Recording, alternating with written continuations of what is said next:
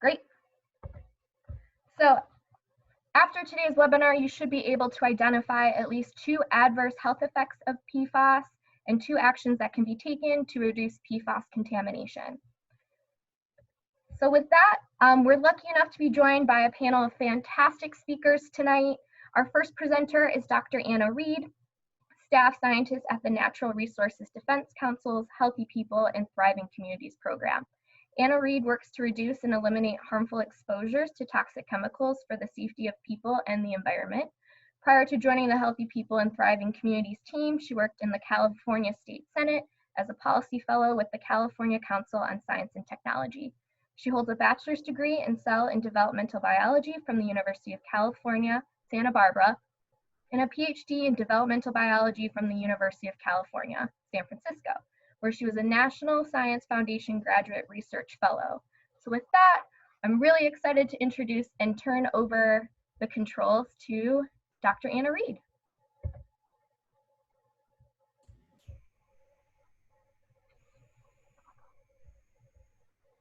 Great. Start here. So today I'm going to talk about Per and Polyfluoroalkyl Substances, or PFAS, which is a much easier way to say this, identify this entire class of chemicals. I'm going to start with an introduction to the class and some of the key characteristics of concern that are associated with the chemicals in this class, and why this is a topic for a discussion today, and then go through where we find PFAS in our environment and how people are exposed, and what we're seeing from biomonitoring of certain populations, and then spend quite a bit of time talking about the health effects that we're finding to be associated with PFAS exposure, and how there are certain populations that are more vulnerable to PFAS effects, and then finish up with a quick overview of the types of policy work that is going on around PFAS at the moment. So before I dive in to the science around PFAS, I'd like to point out that there's a really interesting and important history and story, human story behind these chemicals. And if you're interested in exploring that more beyond hearing from both Sandy and Cathy after I speak today, there's some recommendations I have here. There's a really good investigative journalism piece from Sharon Lerner from The Intercept. And then also the lawyer that was responsible for really bringing this attention to light, Robert Ballot, has published a book recently, and there are also a documentary and movie out as well. So PFAS are highly fluorinated chemicals. The defining feature of PFAS chemicals is that they have carbon-fluorine bonds, which are not naturally occurring, but once produced by industry, are one of the strongest bonds, single bonds that we know of. And the origins are actually of PFAS are from the Manhattan Project. So it originally was developed in the military, and then started to be commercially used in the late 1940s. The most well-known examples of PFAS are PFOA, which was used to make Teflon, and PFOS, which was a main component in Scotchgard. If you look at the chemical structures of PFOA and PFOS, what you'll see is what you normally see with an organic molecule is that you have some sort of carbon chain that is bound to a lot of hydrogen atoms. So it's a typical structure. But what you see here is that the chemical industry has changed the added fluorines instead of hydrogens to this carbon chain. And that makes these chemicals super durable. So what started off with a couple chemicals has now grown into a class of almost 7,800 different types of synthetic chemicals, different versions of these chemicals. There's widespread use of them because they can provide water and oil repellency, reduce friction, and they're, like I said, very, very durable. They're used in a lot of different types of consumer products to provide stain resistance to carpets and textiles, to provide oil and water resistance to food packaging, and they're also even used in personal care products. They're also used a lot industrially as surfactants and friction reducers, and importantly used in firefighting foams. We're starting to realize that there are certain characteristics to PFAS that make them of high concern to public health. One is that they're extremely persistent, often called forever chemicals, because once they are released into our environment, they don't readily break down like other typical organic pollutants.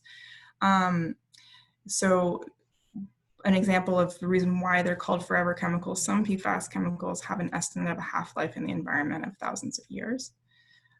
Most of them are highly mobile. So what that means is that once PFAS are released in the environment, their contamination spreads relatively quickly and is very hard to contain. They can bioaccumulate, which means that they can build up in humans and in animals. We have a hard time eliminating these chemicals from our bodies once they're ingested. And finally, the PFAS that have been studied have been linked to a wide array of health harms, some at very low doses. So the widespread use of PFAS for decades and the fact that they are highly persistent and mobile has resulted in us finding PFAS in pretty much everywhere we look now, everywhere from water, food, soil, even snowflakes in the Arctic. We've been able to find PFAS chemicals. And that's, this is a graphic showing kind of PFAS life cycle, which, as you can see, because it doesn't break down once it gets out in the environment, say from an industrial source, it can either contaminate our water directly through discharge or through a wastewater treatment plant, which the wastewater treatment plants aren't designed to treat.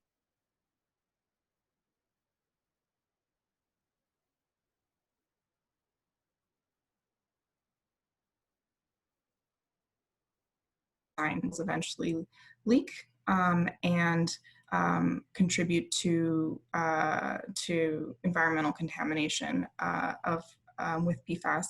And that's all on top of the fact that a lot of the consumer products that are in our home already have PFAS. So because of this, we can be exposed through a lot of different routes, not just the consumer products that we're using that contain PFAS, but also through our water, food, and our air. The National Health and Nutrition Examination Survey has found PFAS in the blood of virtually all Americans. 4 PFAS, for example, are found in high 90% detection frequency. Even though these PFAS are no longer produced in the US, we're still detecting them because they have, like I said, really long half-lives in humans. But NHANES biomonitoring actually only measures a limited number of PFAS. And more recent studies have used alternative methods to detect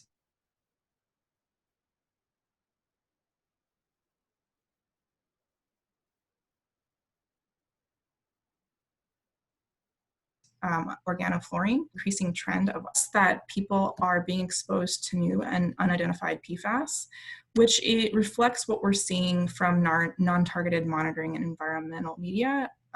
As certain legacy PFAS are coming under increasing scrutiny, industry is producing more and more unidentified PFAS that we don't have studies for, and we don't even have a way to monitor for yet.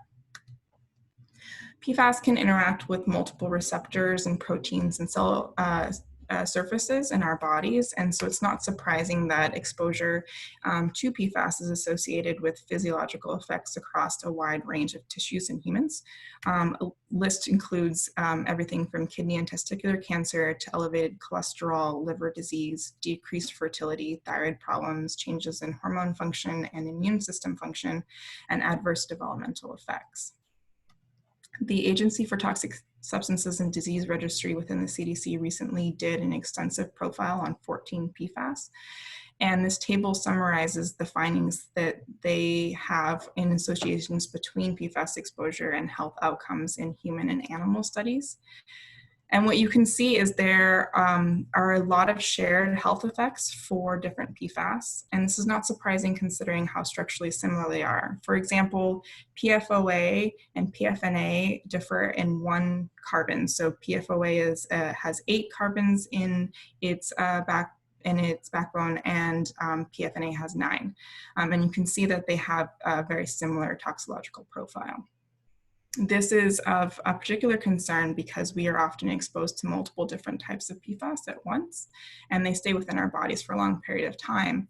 So there's a real risk of additive or synergistic effects from these chemicals in our bodies.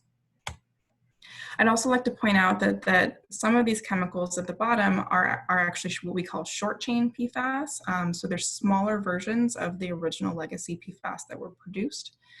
And the reason why that's important is because we are starting to find health effects associated with these short chain PFAS, even though they were introduced as safer alternatives to these legacy long chain PFAS. And that's because they were thought to be eliminated from our bodies quicker than long chains.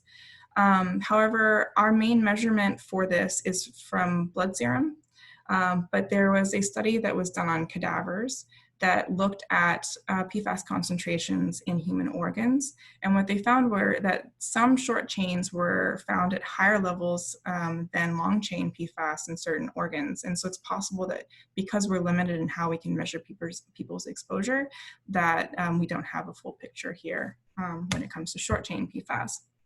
But regardless, short chain PFAS are equally as persistent as long chain PFAS, and they're often more mobile in the environment and harder to treat in drinking water than long chain PFAS.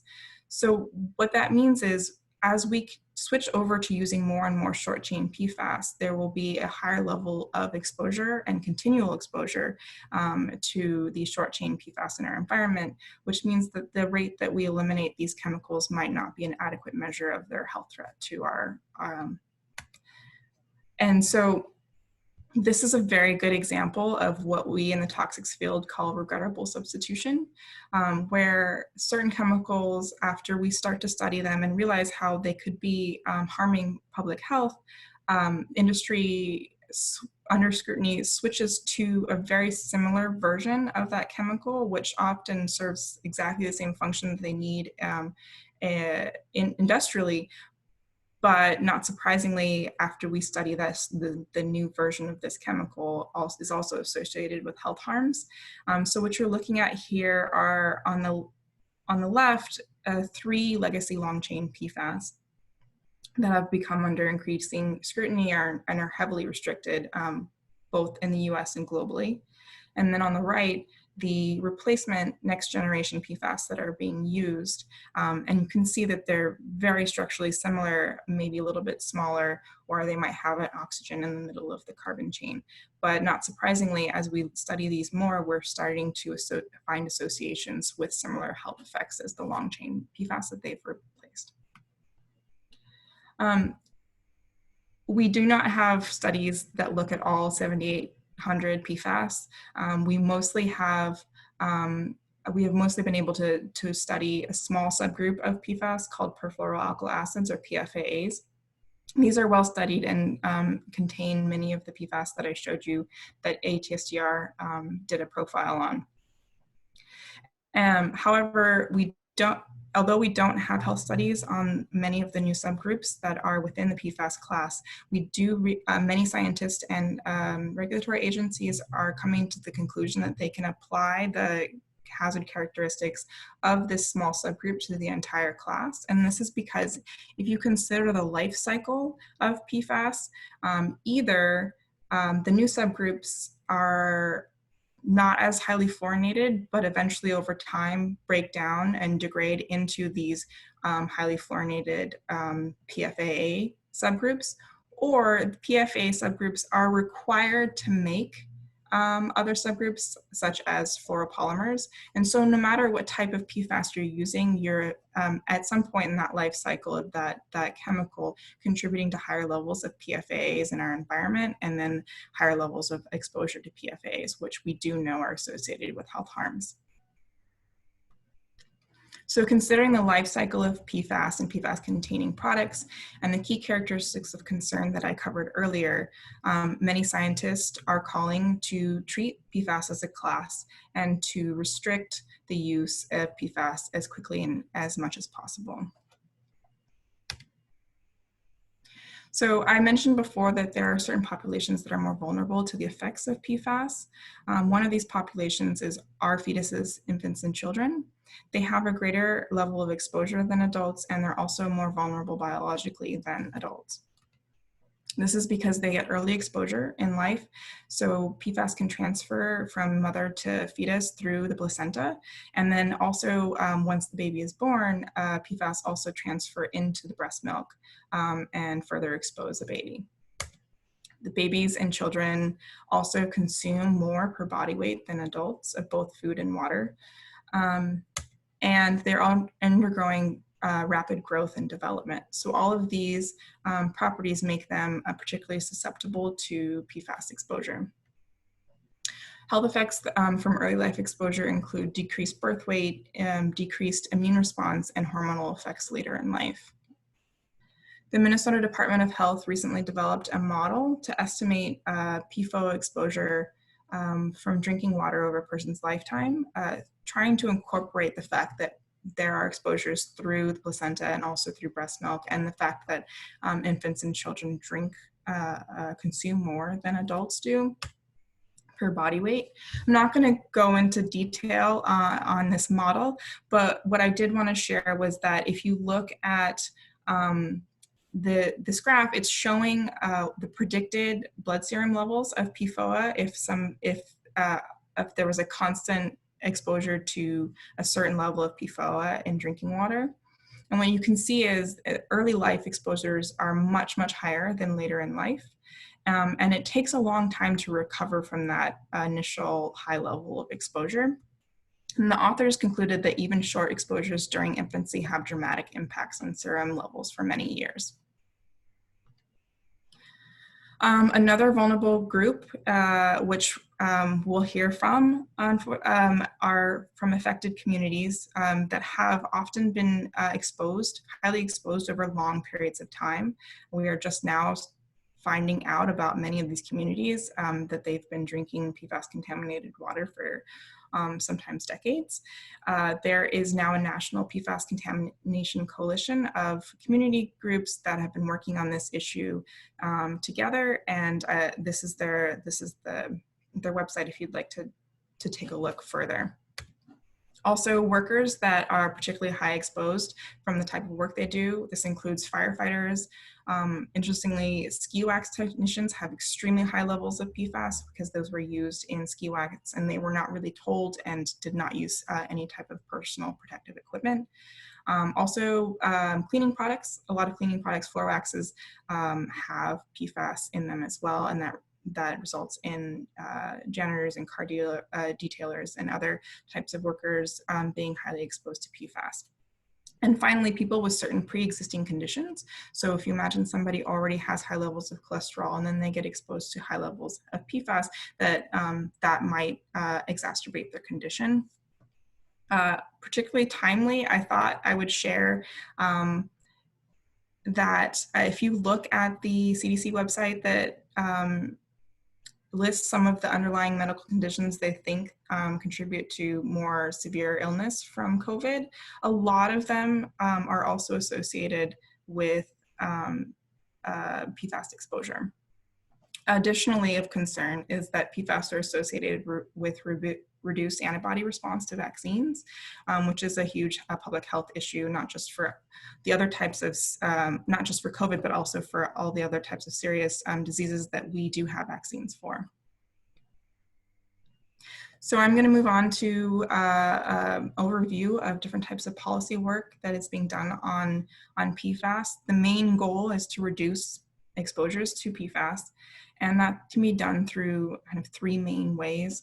One is to stop production, use, and release of PFAS. This is really critical. We already have a big problem on our hands. We don't need to contribute more to that.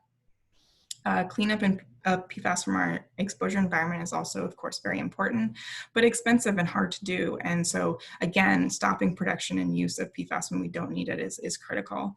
And then finally, what do we do with PFAS at the end of life?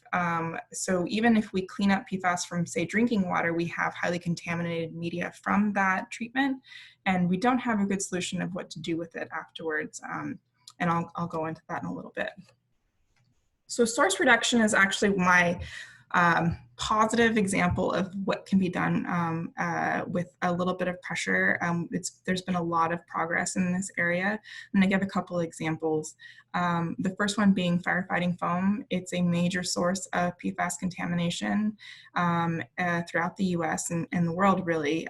It had high levels of PFAS in the foam, and it was often, people didn't know that this was going to be an issue. They would practice with the foam, putting out fires, and let that foam just lay on the ground afterwards and seep into the groundwater, and areas where that's happened are extremely highly contaminated.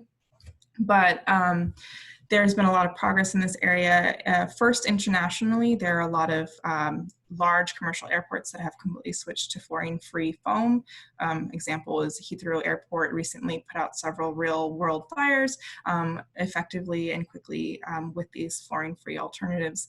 Many countries in the EU and also Australia have completely banned the use of PFAS-containing firefighting foam and switched to the alternatives. California, the states are starting to catch up.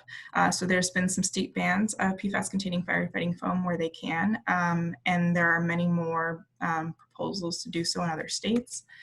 And at the federal level, the National Defense Authorization Act last year contained an amendment that requires the military to phase out PFAS-containing firefighting foam by 2024, which is, I think, a really big deal because of how big of a source of PFAS contamination foam is. Another example is PFAS and carpets and rugs. So California was looking at regulating, or is looking at regulating carpets and rugs that are treated with PFAS. But also, interestingly, there was a commercial market pressure or demand put on the market as well. So certain large producers like Kaiser and Google and the city of San Francisco changed their procurement policies to require that any carpet that they purchased could not have PFAS. And that really shifted the commercial market. And that resulted in increased availability of alternatives. So carpets and rugs that don't have PFAS. And what that allowed was for NGOs and consumer pressure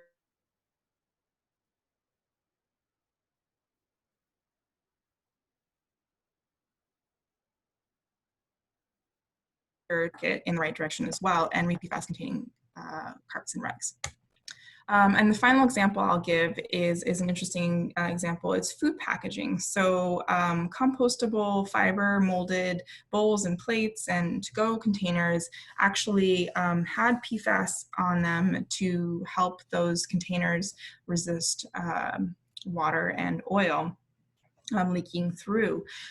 It's interesting because this market is already environmentally minded. The reason why they're making compostable food packaging is to kind of take the environment into consideration. And so we saw a very fast reaction to NGO consumer and regulatory pressure once people started to realize PFAS were in these products and made these companies and the market aware of this issue. There was a quick turnaround to where the BPI certification entity that certifies compostable packaging no longer allows the use of PFAS to be able to be certified starting this year. And many retailers have phased out the use of food packaging with PFAS, and there's also been many state and international bans as well. So like I said, disposal and destruction is a lot trickier of an issue than source reduction. There are only a couple options that we have right now, and they're all have their issues. Landfills all eventually leak, and they have already been shown to be a major source of PFAS contamination. Another option is to incinerate, like for example, firefighting foam. but that's been shown to be a real problem as well. You need extremely high levels, high temperatures to start to break down PFAS. So they're made to be very stable. And so studies are looking at needing around 1,000 degrees centigrade to actually start breaking PFAS apart. And even then, we're worried about what's being produced from the stacks at that temperature as well. There's actually been some news stories about this very recently.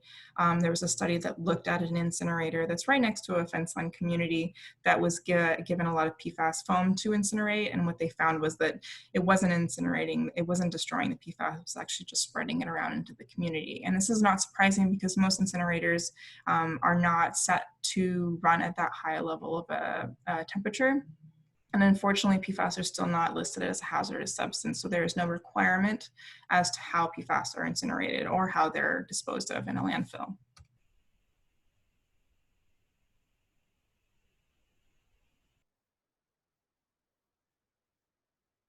Find a safer destruction and disposal containing products, and until then, really the safest disposal solution is storage. I'm going to move on to monitoring and cleanup. This is a map showing known or suspected sites of PFAS contamination of drinking water or groundwater. So you can see, if you looked at this map a few years ago, it would be nowhere near as full as it is now. And that's because we're doing more monitoring. Specifically, certain states are monitoring a lot more than they have to federally. And you could probably actually pick out those states by just looking at where there are clusters. So Michigan, California, New York, and New Jersey all have more comprehensive monitoring than is required federally. And of particular interest to you all is Michigan. They've done a lot of monitoring and have found over 100 of the public water systems with PFAS. And then I think it's like 89 contamination sites at the moment, and that number keeps growing.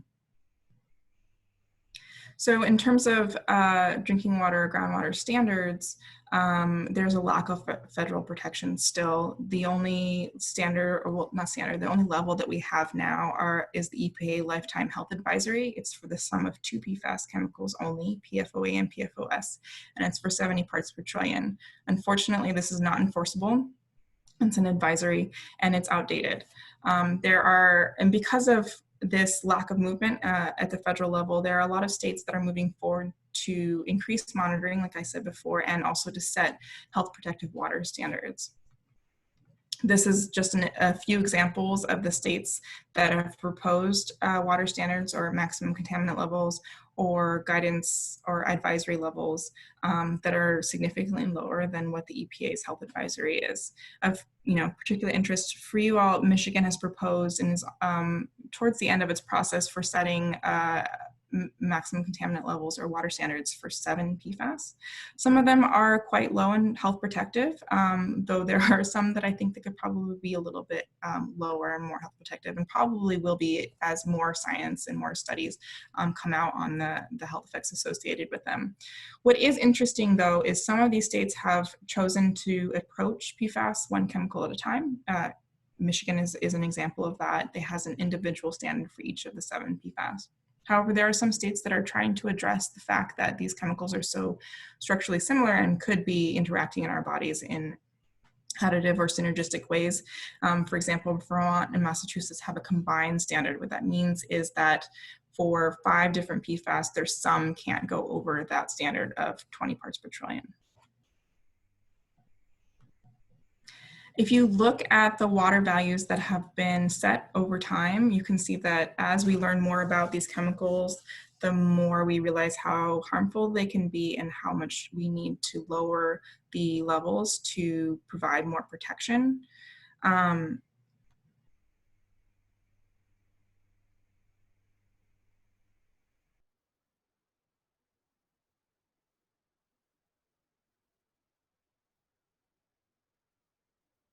To the point where we're still coming to the conclusion, PFAS as best we can and lower our exposures as much as possible. A couple extra points on this. California recently derived health-based values for PFOA and PFOS at 0.1 parts per trillion and 0.4 parts per trillion, respectively, based on a 1 in a million cancer risk off of a new national toxicology program study. Additionally, an independent scientist derived a 1 part per trillion recommendation for just one of these chemicals, PFOA, based on decreased antibody response to vaccines in children. And that's just for a couple of these chemicals, but we know that they are very structurally similar and that they could be interacting.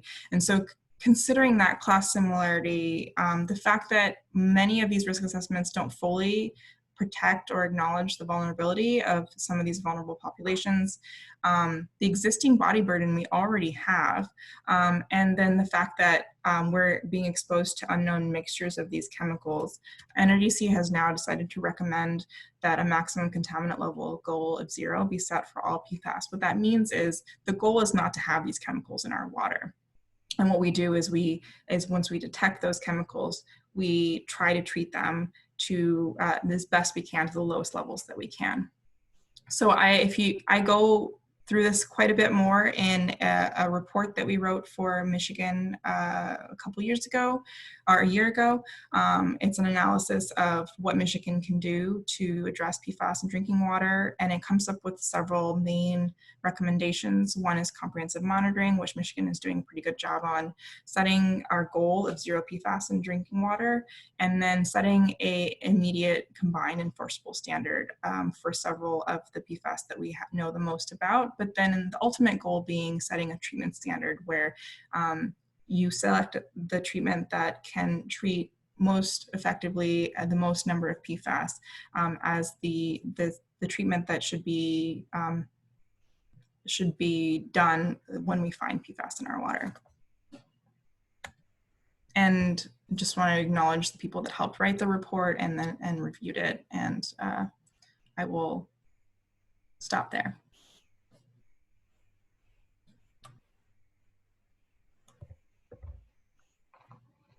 Great, thank you so much, Anna. So with that, we are going to turn it over to our next presenter. So our next presenter is Sandy Wynn-Stelt. Sandy is one of the leading activists and in PFAS impacted community members in Belmont, Michigan, whose home drinking water was contaminated by the PFAS contamination dumped by Wolverine worldwide. So with that, I am going to turn it over to Sandy. Thank you. My name is Sandy, and first I want to thank the Ecology Center for inviting me to speak to everyone.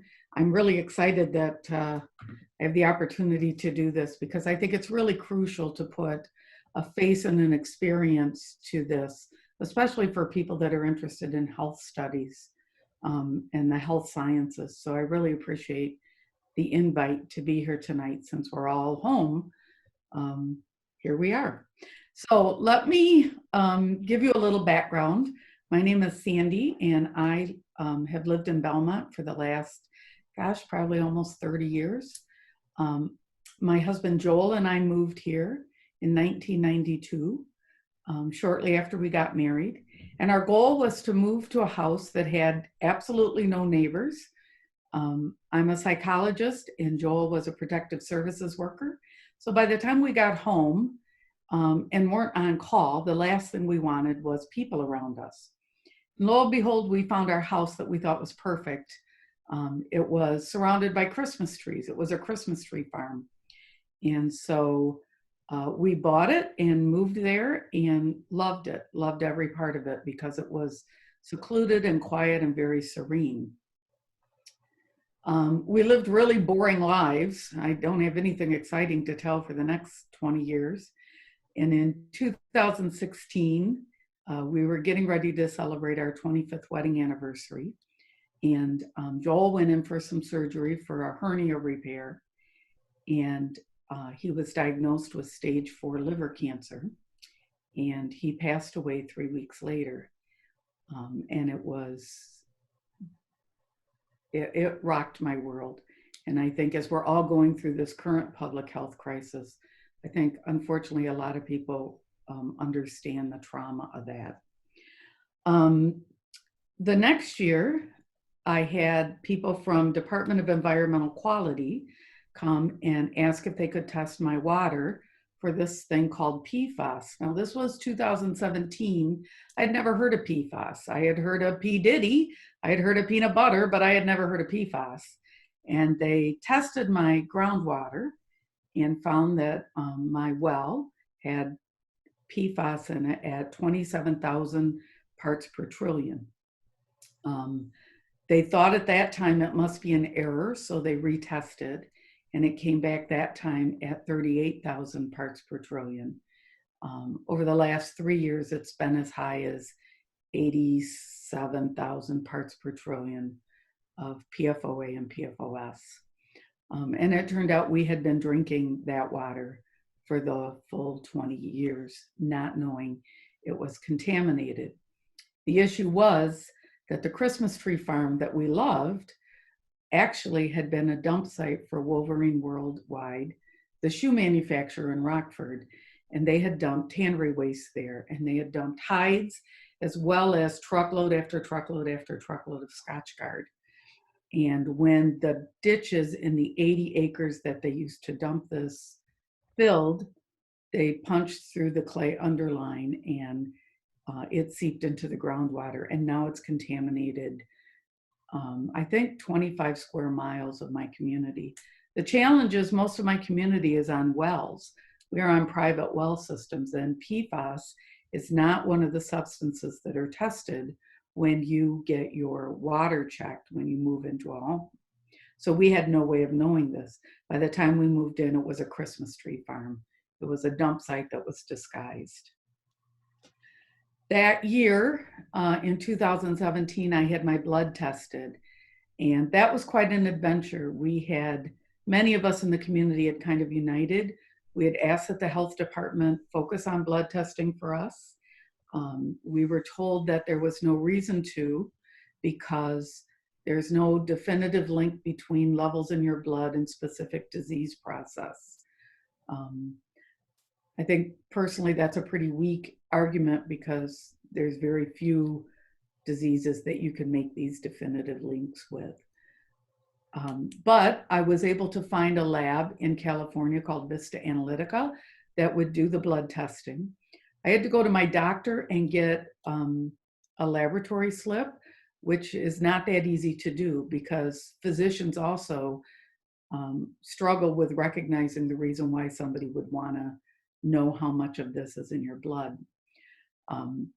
Luckily, just through a comedy of errors, I was able to get that.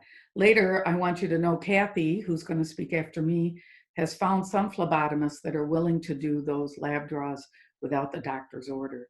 But the cost of the test is like $800, and it's quite a procedure to go through. At that time, they found that my blood tested, my serum test was 5 million parts per trillion, which is, I don't know, 750 times what the average person has in their blood. Keep in mind that this bioaccumulates, but it also has a really long half-life. So the concern is not just the amount that I have in my blood, but where it's landing, where it's storing, and how long that's going to be with me. And to my knowledge, there is no way to clear this out of my blood. So the question becomes, what do you do with this as somebody who's in an affected community? The first thing we had to do was figure out a way to get clean water. I'm very lucky. I'm very, very blessed that I'm near a very metropolitan area. I'm just north of Grand Rapids. I have a very good law firm at Barnum Law that represents me. I have a responsible party that is motivated to help correct this, I guess you could say.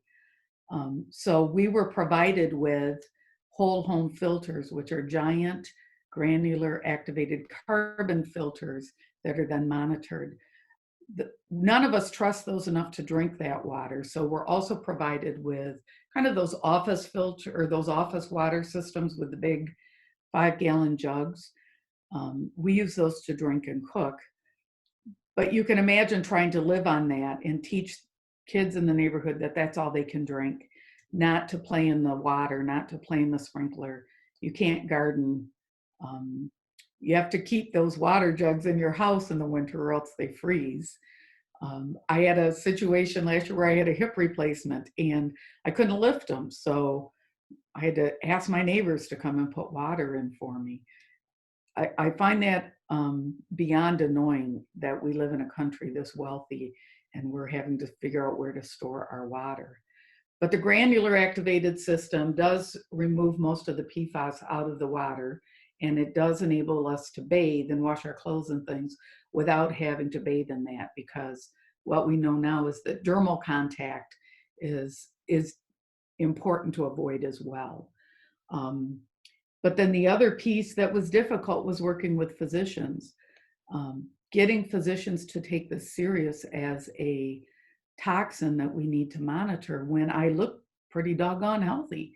So you have to find a doctor that's willing to recognize that this is an issue and then do monitoring. I'm very, very lucky that I found a doctor who's really young and really energetic. And so he reads a lot about this. We work together to make sure that he's monitoring for things like my thyroid more frequently than most people get their thyroid checked. He's monitoring my kidney function. He's monitoring my liver enzymes. He's checking immune system issues because we know all of those are relevant.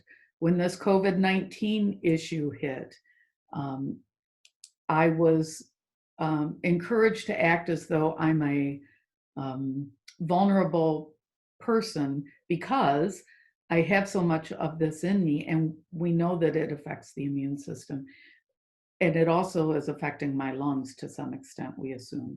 So for those reasons, you have to have a doctor that's willing to work and team up with you on this and recognize it as a significant issue. The second thing that I tried to work on with people was getting some kind of health study, because sadly, I have a whole community here now of 25 square miles that's been contaminated. That's a perfect control group to determine the health effects of this. That was like moving boulders through an ocean to get somebody to listen to that. And the fact of the matter is you can't contaminate people with this as your subject matter. So you have to find a group of people that have inadvertently been contaminated to study.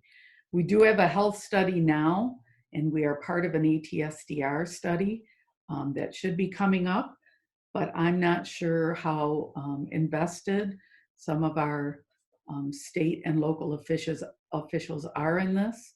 I'm not sure the reluctance, but I think most people in the state will tell you that it takes quite a bit of advocacy to do that. So I'm going to wrap up here because I'm running out of time. I could probably talk for days on this, but I want you to know that you can't not advocate for this. None of us asked to be in this position. I've met some amazing people across the state, luckily. It's kind of like a forced marriage. We have to get along because we're all working towards the same outcome on this. So with that, I'm going to thank you and be open to questions.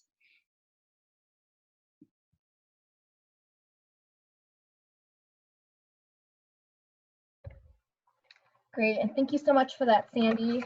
Next, we're going to turn over to our last speaker for the night, Cathy Wusterbarth. Cathy is a resident of Oscoda, Michigan, and impacted community member from the Wurtsmith Air Force Base, where PFAS firefighting foam has contaminated the local area. Cathy is a co-leader of the Need Our Water group in Oscoda. And with that, we're going to turn it over to Cathy.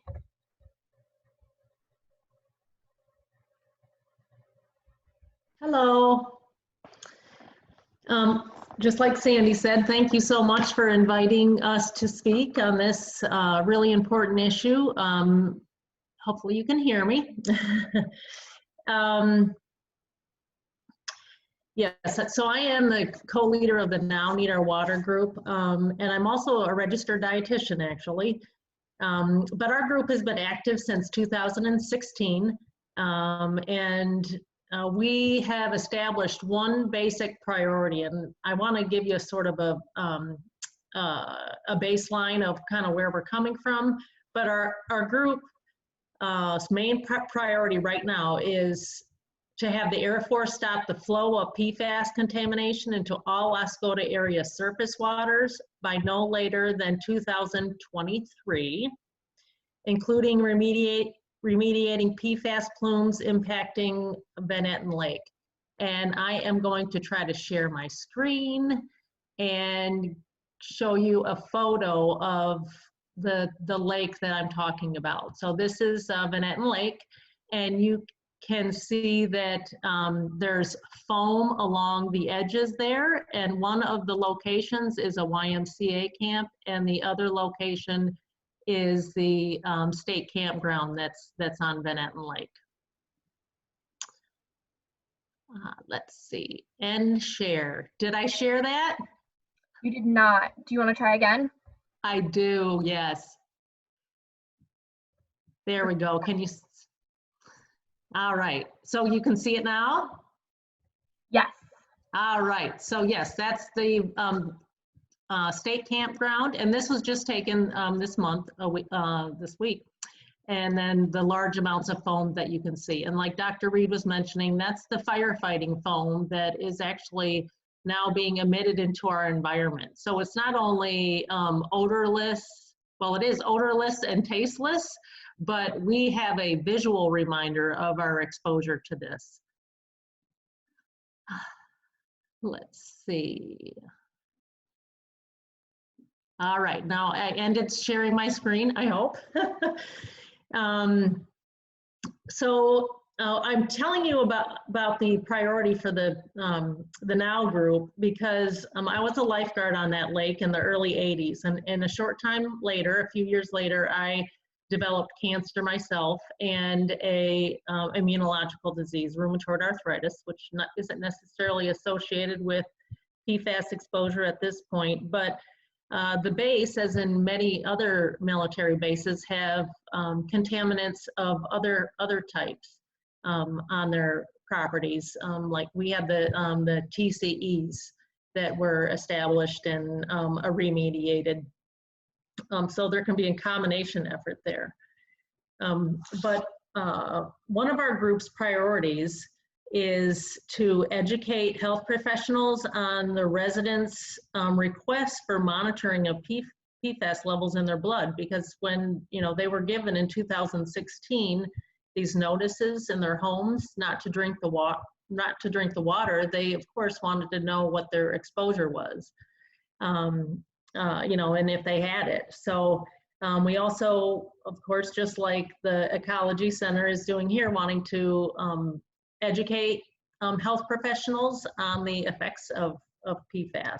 So I appreciate everybody who's on this webinar and eager to learn about this, because we, particularly in Michigan, need to be taking charge of the situation.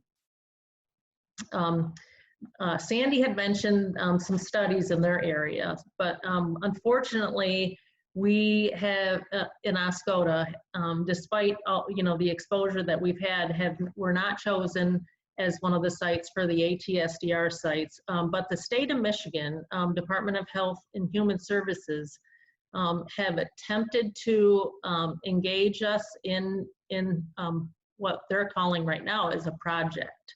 And initially that sounded nice, but they have yet to release any information on this project or engage our community in it.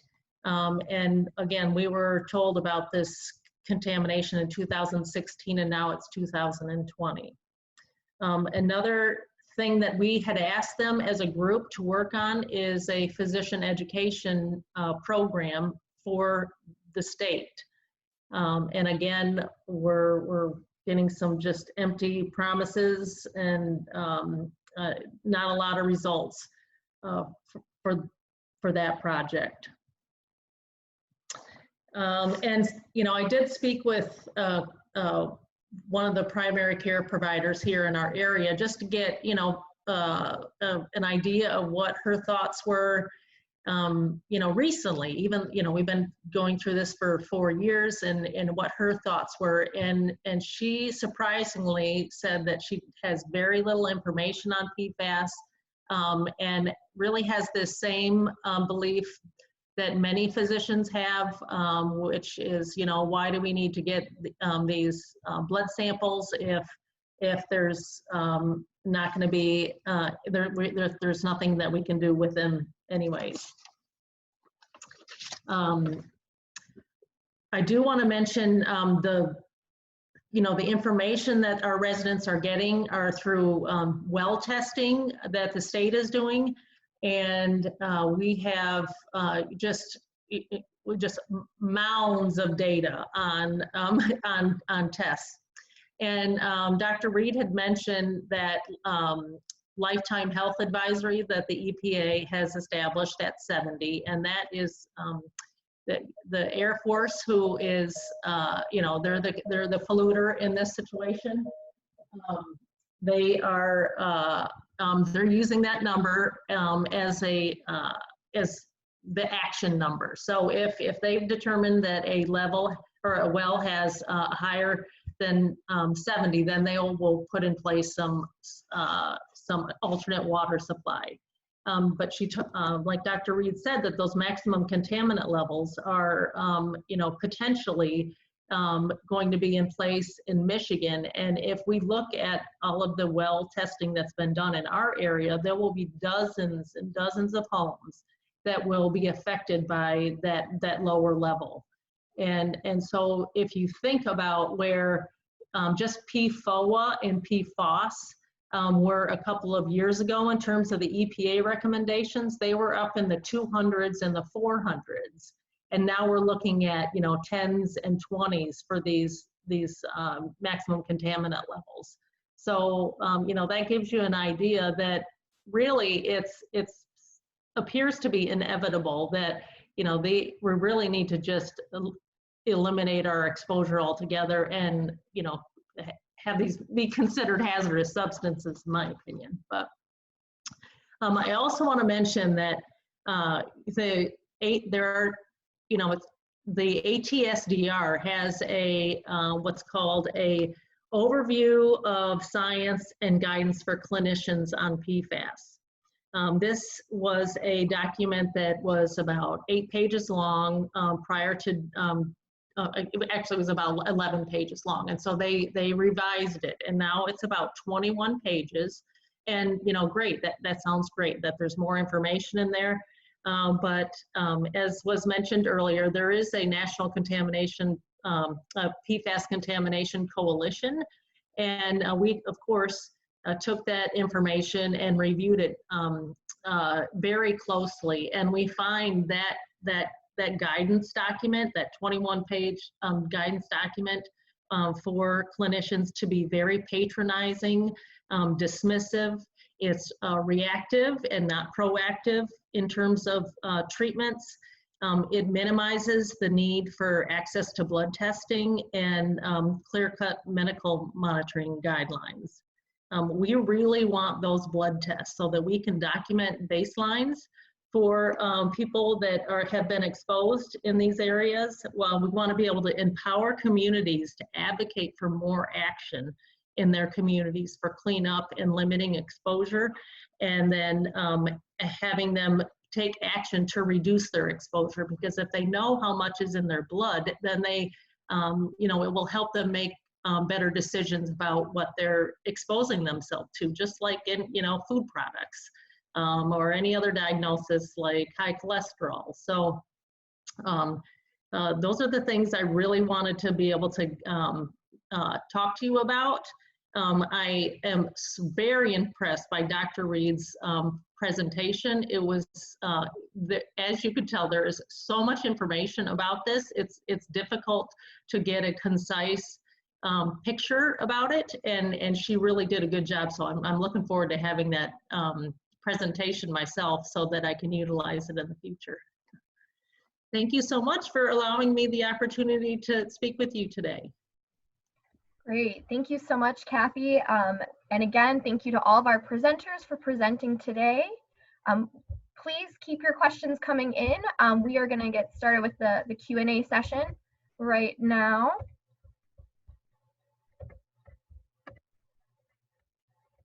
So, lots of questions coming in. One question that's been coming up a lot that maybe a couple of you can tag team is, how do you test well water for PFAS?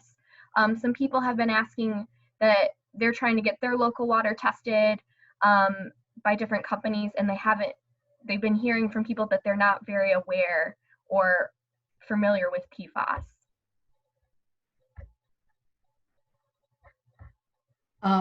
I can shoot that one a little bit. I do know that it's difficult if you believe that you have a contamination source that you're aware of and you contact Eagle, if you're in the state of Michigan, there's a chance that they will do some testing for your water. You can also pay for them to do testing for your water. There's also a group called Freshwater Futures that has a pretty low cost test kit that you can do, and they will send that to you. I think it's like $60. And you can follow their instructions and send it in. There's been some issues with reliability, but I think it's a good place to start for people to see if there needs to be further testing.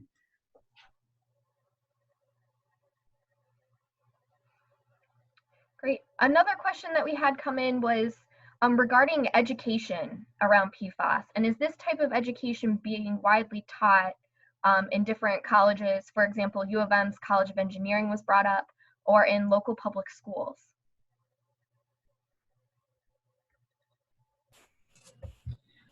I'm not aware of this being a typical part of education content. I think there are environmental health focused degrees and programs where, yes, I believe that PFAS is definitely something that is taught, but it is a subject that has rather exploded recently in the news and in policy, but is not been is relatively new to science and public health. I don't know if any other of the panelists know about education within Michigan. I do know I have colleagues that are professors in academia that do teach about PFAS, but those are not within Michigan.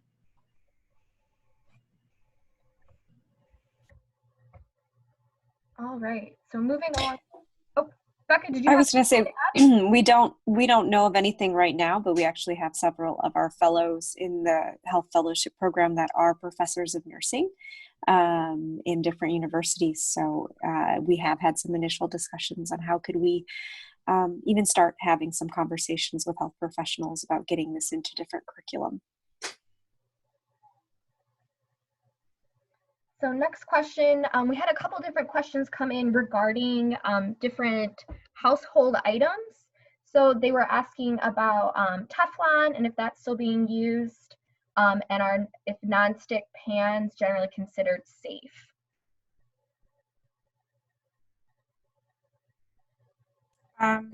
Yes, Teflon is still being produced and made with different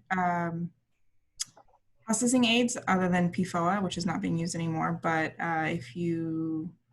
if anybody knows about North Carolina, they know that Chemours is producing, is still using a replacement chemical called Genex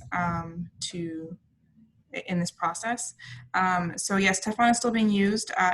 If most nonstick pans is going to be some form of Teflon. It's going to be a fluoropolymer, so a material made out of a lot of PFAS bound together to provide that nonstick property.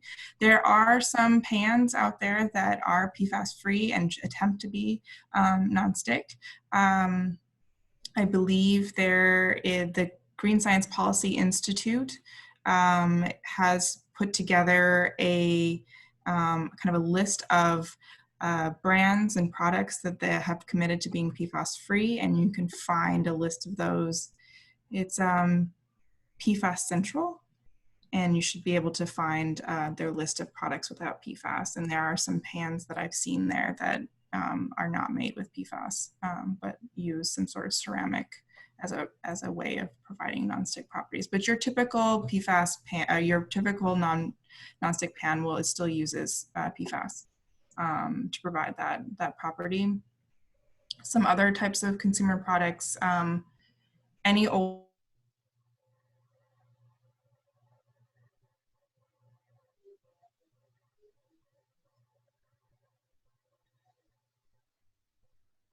carpet and rug probably will have PFAS, as they need to run out and change the carpet right away. And then there are some companies moving away from using PFAS in their clothing, which is great. I think you can also find that information on PFAS Central as well. There's it's a hard world to navigate as a consumer. There's some consumer product, like some personal care products like floss that are made with Teflon still. It's a Teflon string, basically. So definitely it's not something that is probably a huge exposure route, but certainly something that I don't really feel comfortable using. So hopefully that website will help. And then if there's any more specific questions on the exact type of consumer product, maybe I can help with that. And we certainly can too. Ecology Center, through our Healthy Stuff project, tests consumer products for toxics. And we're doing a cookware study that will come out likely late this year because everything is delayed given labs are not working as frequently. And we have tested children's car seats and other things along those lines. You can already find that up on our website. And we've been working with manufacturers to move out of PFAS chemicals in carpeting, working with national coalitions and so on. So if you're not already on our list, which you probably are because you are on this webinar, lots of good information coming out. And as soon as we have more access to laboratories again and things open up, we'll get working on those studies again. Yes, sorry. No, totally fine. Your resources as well. In fact, especially for car seats, I found that those reports really, really useful.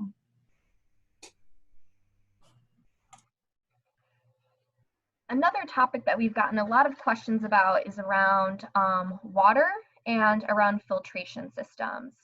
So is there a filter or other solution that can be put on a current well system to eliminate or lessen PFAS entering the home?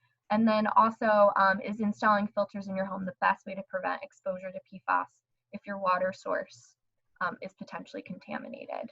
And then if so, questions just all around regarding different types of filtration, if you have recommendations.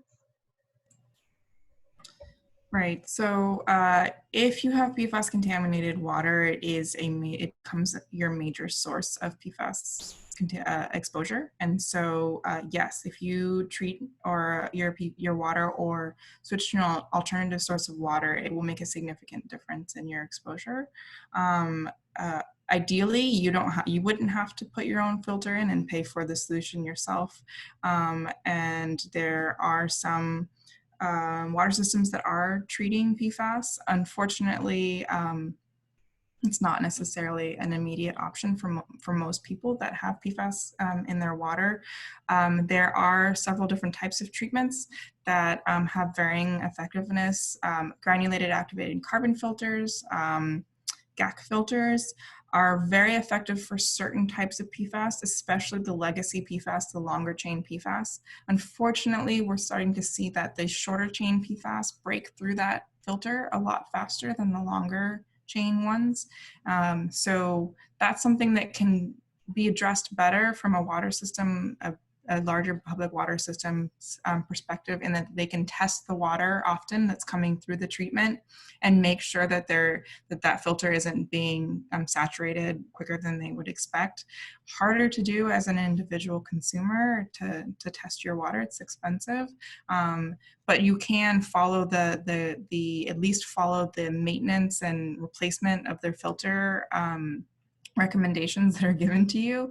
Often what we have and I'm guilty of this, often we find a solution, we put it in, and then we forget about it, even though it does require maintenance.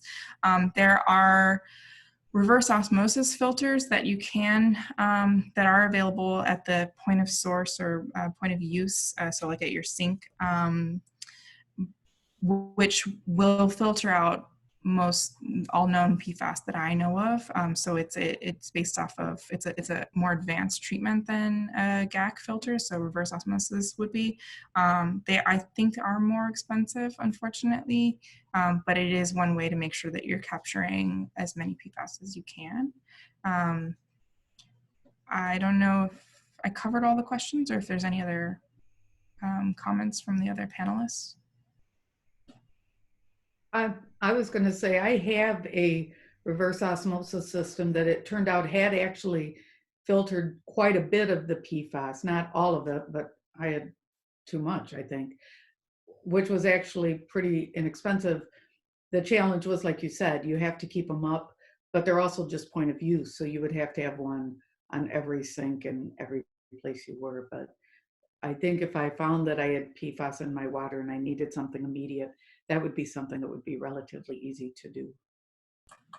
There's also point of entry filters. So it treats the water as it enters your home. So then you don't have to have one at every source. There are some extra issues to think about with that. There are components there are chemicals that water companies add to make sure that you, like a disinfectant, so that you don't have bacteria growing in your water and still water. And so if there's, for instance, like a faucet that you don't use very often and you have sitting water there for a long period of time, and there isn't, that the reverse osmosis filter will filter out those chemicals. And so you could run the risk of having bacteria grow in those. So it's something that it's good to do some research on and make sure you know what you're doing.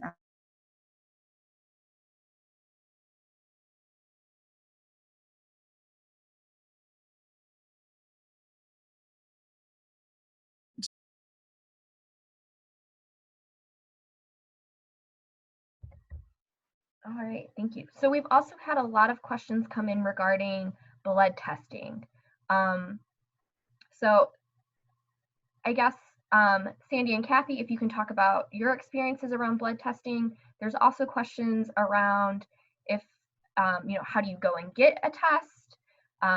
What's that process like? And maybe if you could share a little bit about what you know around the whole process, that'd be really helpful for folks.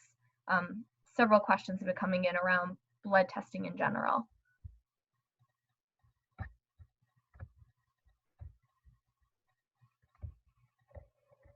You want me to take that first?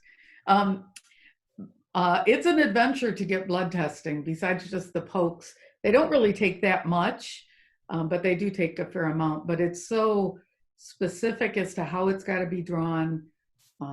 There's not that many labs around that are doing it, though I'm hearing there are more. The cost, my experience has been that it's not covered by insurance, and so you bear the cost of that. So I feel strongly that people need to know what's in their body, especially if you weren't a part of putting it there. You want to know how much you have so you can work with your doctor to make good medical decisions from that point forward. So like I said, I used Vista Analytica in California. I know there's a few others around. It takes 2 to 3 weeks to get the results back. And then they don't test for all 7,000 of them. I think the first test I had 11 of the different PFAS chemicals. The last one that I had I think 27 of them when they were doing an exposure study here in Belmont. So that was my experience. Cathy, I think yours has been totally different. Right, so we have no way to get blood testing here in Oscoda other than we would have to contact Vista Labs and order the supplies that we need. There is a phlebotomist in Central Michigan that is willing to process that, get the sample and actually pack it up and send it, at the appropriate time and all of that. But again, it is upwards of $600 to $800 for the testing. Just the blood draw is only like $25 or something, but you know, they're willing to do it. And that's the only way that we know of right now to be able to get any testing.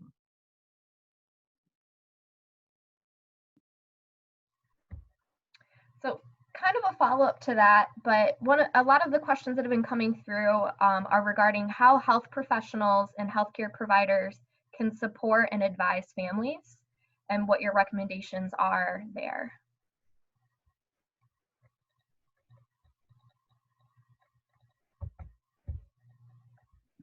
I'd like to say something. I just learned about a community or a family that is in a highly contaminated area near the base, that they've lived there for, you know, decades. I learned that they have two children with developmental disabilities, and they all suffer from obesity. I think, like Sandy had mentioned, maybe that you know, family pets that they've had consistently all died of cancerous tumors. And when, you know, one of our community members that's really you know, aware of the issue with PFAS, you know, tries to discuss it with this family, they really deny any links with this exposure to their health conditions. So we have that end of the spectrum of people who don't recognize that maybe the exposure that they've had could have affected them. And then we have other people like myself or like Sandy who are very proactive in wanting to be able to take care of their health and reduce any exposure that they have. So asking about where the person's drinking water source is, if there are any health advisories in their community, like we had in ours. I mean, if I was a practitioner, I would keep that at the top of my mind, so that when I hear people coming in, certainly with these diseases that Dr. Reade had mentioned, had, you know, correlate with exposure, I'd keep that in mind. Yeah, and I think another thing that I would suggest is, I think sometimes when you go to health professionals, they're trying to be reassuring by stating things like there's no known connection with disease, and but I think what that feels like when you're on the receiving end of it is you're being discounted, and you're being told that having this contaminate in you is no big deal, and it really is a big deal. So I think what I would ask, and what I'm lucky that I have in the health professionals I work with, is an understanding that we're very much a team on this, and all we want to do is use the knowledge we know about PFAS contamination to drive kind of the treatment going forward, and to really be proactive on that. I think that's the key. But I think, like Cathy said, it's really clear, it's really crucial that the community you are treating, that you find out if there's legacy chemicals of any kind that maybe you need to be aware of, because people aren't, it's rare that people come to your door and ask to test your water. It's not normal. I think it's important fact related to all of this is that even though PFAS do stay in our bodies for a long period of time, they do eventually can be eliminated, and our exposures can be reduced. And you can see that with the NHANES biomonitoring results. They do them over a period of time, and certain legacy PFAS have been phased out of use in the US, and we are seeing a reduction in the levels in people of those chemicals now. It's taken a little while, but we are seeing a steady decrease in those levels, and specifically of the ones that we have phased out. So once we do stop exposures to these chemicals, we can start to see results, and I think that that's an important and positive thing to think about, is that we can change people's exposures and reduce their risk. And so I think again, as Cathy mentioned, a baseline is really nice to have, especially for people who have really high levels of exposure. And so that's another thing I think to keep in mind is even though we don't know, that X number of PFAS in somebody's blood is exactly going to cause this effect. It's just not the way these things work, but it is a really critical piece of information in terms of our risk for certain health effects. Anna, that actually ties in really well to another question that we've gotten in a couple different instances around regulation and implementing standards for maximum contaminant levels and safe drinking water levels.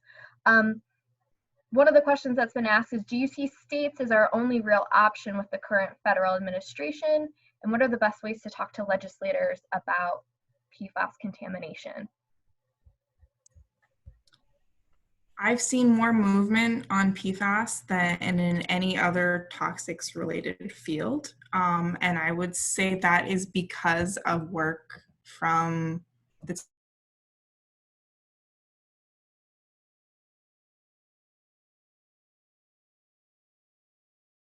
it's being done by community members like Sandy and Cathy and everything, but they really do care about is what their community cares about.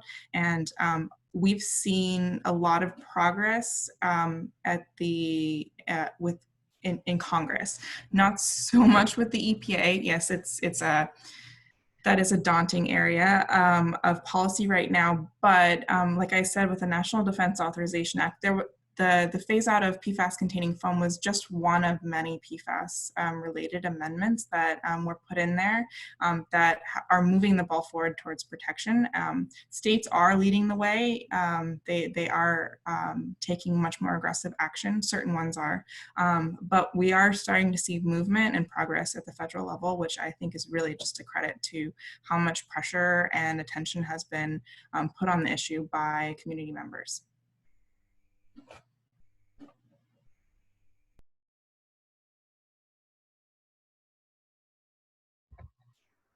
Cathy or Sandy, do either of you want to share a little bit about your experiences? I know both of you have done a lot of advocacy work and met with legislators to discuss PFAS.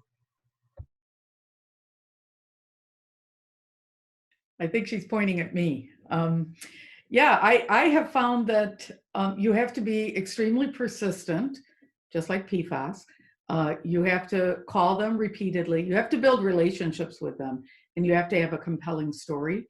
And then you have to let them know that you're really not going anywhere and that you'll continue to tell the story, so they can either be a good part of the story or they can choose to sit out of the story, but the story is going to go forward. I think it's really important that when you go, that you recognize you have power as a constituent, that you have not just the voice that you have, but you have the vote, and that you let them know that. But you also have to be really respectful of their time. And so you have to walk in, you can't be hysterical and setting your hair on fire, I like to say, or anything like that. But I have found with all our state legislators, and especially the federal legislators, they are very interested in the issues that affect us. And they know that if one constituent is coming forward, there's probably a whole lot more back home that are voting for that. So that's been my experience.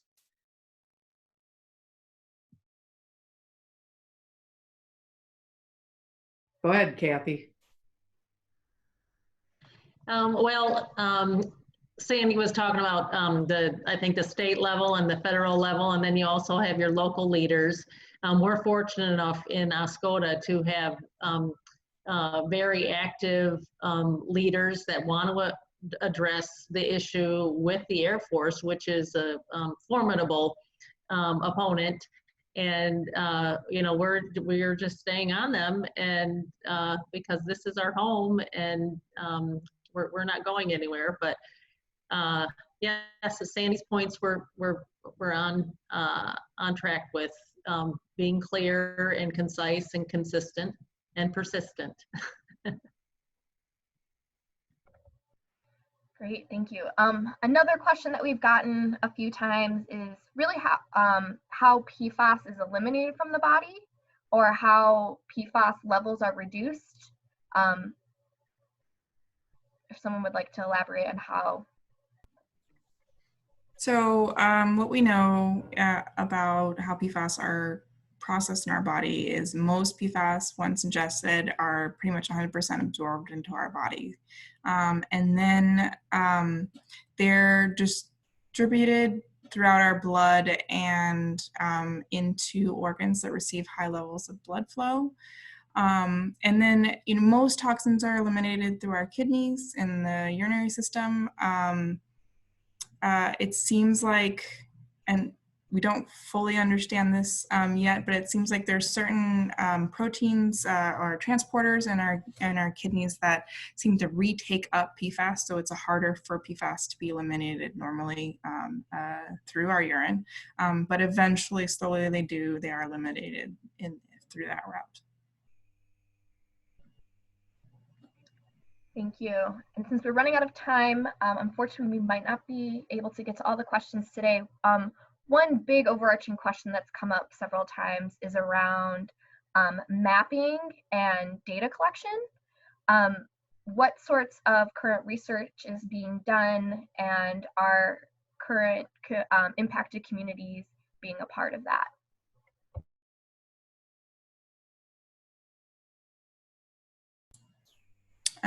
So there's quite a bit of mapping being done around PFAS being found in drinking water and where the location of those detections are.